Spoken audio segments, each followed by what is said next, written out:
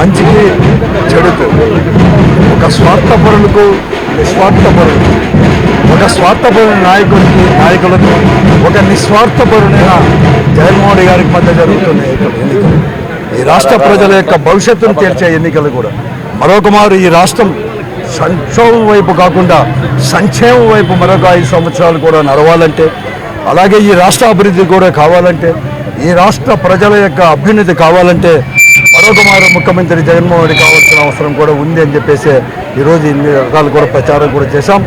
ప్రజలందరూ కూడా ఇప్పటికే కూడా జగన్మోహన్ రెడ్డి గారిని మరొక మారు ముఖ్యమంత్రి చేయడానికి ఈ రాష్ట్రంలో కూడా అన్ని సీట్లలో కూడా వైఎస్ఆర్ కాంగ్రెస్ పార్టీకే పట్టం కట్టడానికి కూడా సిద్ధమయ్యారు. అవి తెలిసే ఈరోజు ఈ రాష్ట్రంలో అనేకమైన కుట్రలు కూడా జరుగుతున్నాయి.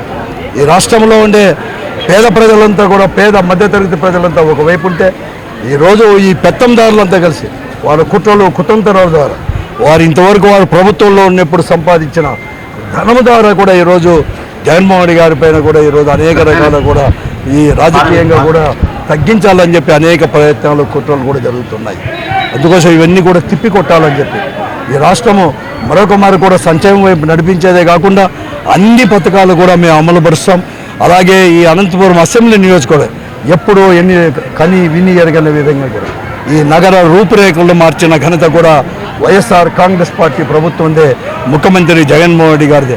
మేము కూడా ఇక్కడ ప్రజాప్రతినిధులుగా ఉండి ఎవరూ ఊహించలేదు ఈరోజు కూడా 800 కోట్లకు పైబడి కూడా మేము ఖర్చు పెట్టి కూడా రోడ్లు ఇవన్నీ కూడా డ్రైన్స్ కూడా వేయడం జరిగింది.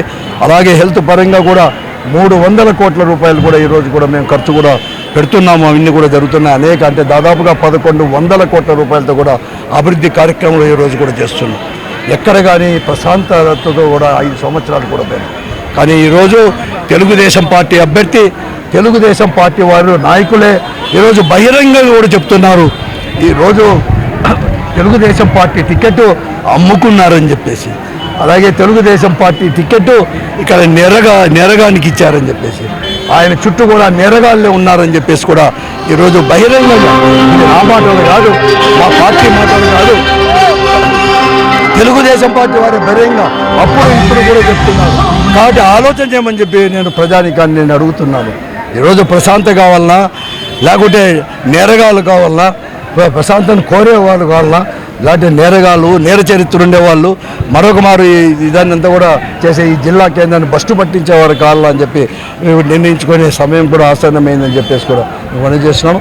ఏదేమైనా ప్రజానికానికి అడుగుతున్నాను, మరొక మారు అందరూ కూడా అటు పార్లమెంటు సభ్యులుగా అయితేమి, శాసనసభ్యులు అయితేమి ఈరోజు గుర్తైన జగన్మోహన్ రెడ్డి గారు యొక్క వైఎస్ఆర్ కాంగ్రెస్ పార్టీ యొక్క గుర్తైన ఫ్యాన్ గుర్తుకే ఓటు వేసి పెద్ద ఎత్తున గెలిపించాలని చెప్పి కోరుతా ఉన్నాం.